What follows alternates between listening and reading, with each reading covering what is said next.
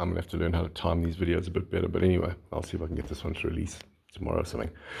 So this video is probably not going to appeal to a lot of people, but I'm kind of just doing it for the 1 or 2 or 3 knife makers, whatever, whoever it may be, whatever field you're in. I started making knives as a hobby about 2 years and 3 months ago.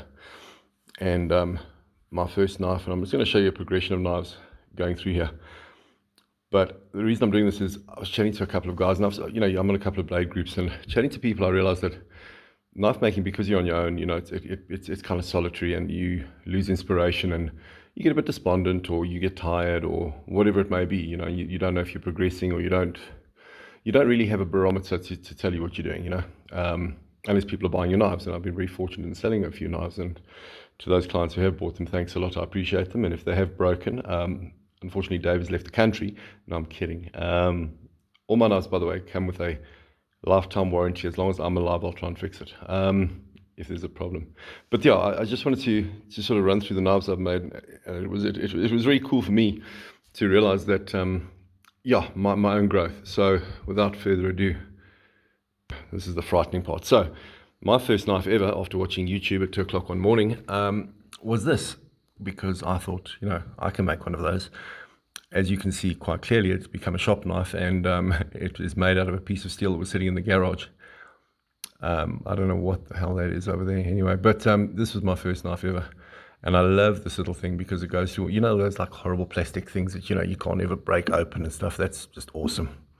Then I made a dagger for my wife, which she never ever put in her handbag or carried proudly around with her, which I couldn't understand because I'd taken a Volpre bottle and, managed to get the, I don't know what I did there, but it's an integral. Not an integral, well, actually it is an integral. It's freaking hell, it's an integral hidden tang. Can you believe it? Anyway, also from the same steel. I don't believe it ever hardened. Then I sort of made a kitchen knife for my daughter because that's what you do, when you make knives, everybody's going to get one, okay, everybody. And Truth Bob, she uses it and loves it, and it's not the best in the world, but it's kind of cool. It's still here. Then I did an integral over here. Just ignore that. I was just cocking around with 50-100 or something. I can't remember what steel it was, but it was sort of an attempt at a kitchen knife, but more about the integral than anything else, and as you can quite clearly see, the integral is, well, as long as you're a right-hand pinch grip, you're fine, or claw grip, whatever.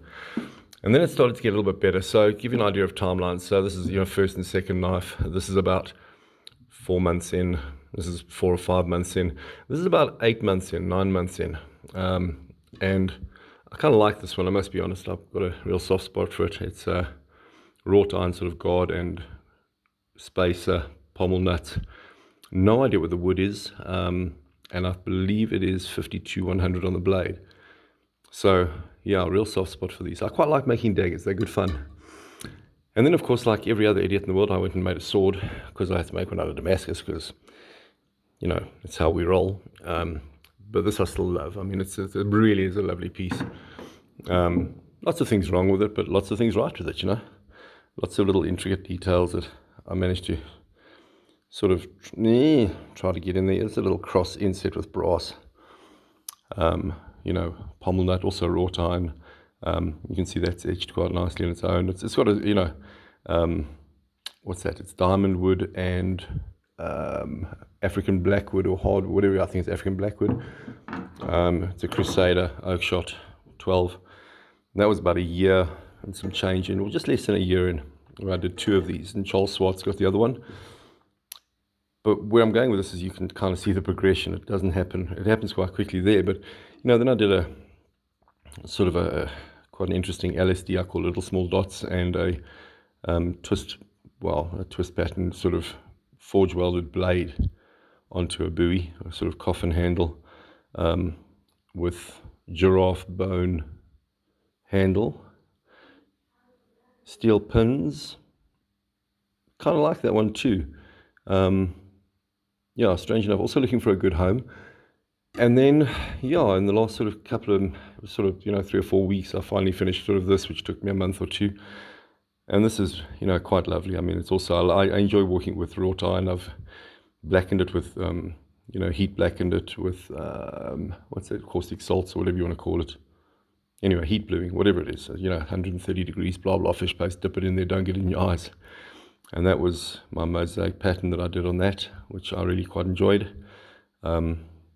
Really surprised when it worked. I was like, oh crap, now what am I going to make?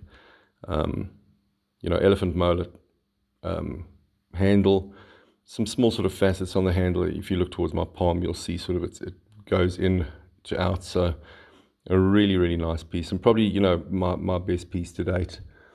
I had a couple of kitchen knives, quite a few kitchen knives that have sold. And then obviously I've started to try and find my own individual spaces. And, what I'm trying is these faceted handles, which I quite like.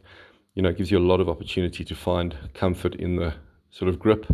And I like the softer feel at the back. And yes, I'd love to sell some knives, so feel free to DM me, I don't know, whatever it is, where you message people. But more importantly, it was more about the progression of 2.5 odd years ago, to a week and a half ago. And I think it's just a case of saying it's always going to be tough, especially when you're working on your own and you lose all those sort of, enthusiastic moments, because I'm doing something brand new. Sometimes you're doing the same thing. And that's okay too. But I think the key here is to understand, if you can, look back at where you started, look at where you are now, and take some hope from that. If you're a new knife maker or whatever the case is, yes, the enthusiasm will carry you so far, and then the skill sets have to kick in. And I've learned one thing and one thing only, is making the knife, making the Damascus is 30% of the issue. 70% plus is your fit and your finish. And I'm not the most patient person in the world. In fact, patience is not a virtue which I'm familiar with. But I've had to learn to really take it slowly when you're finishing up, and just to realize that is the most important part of your knife making. So if it does appeal to you and you think there's value in this, please like, share, subscribe, all the good stuff. But the next couple of videos is actually going to be making knives and, all the exciting stuff with presses and hammers and shit. Anyway, have a good one. Ciao.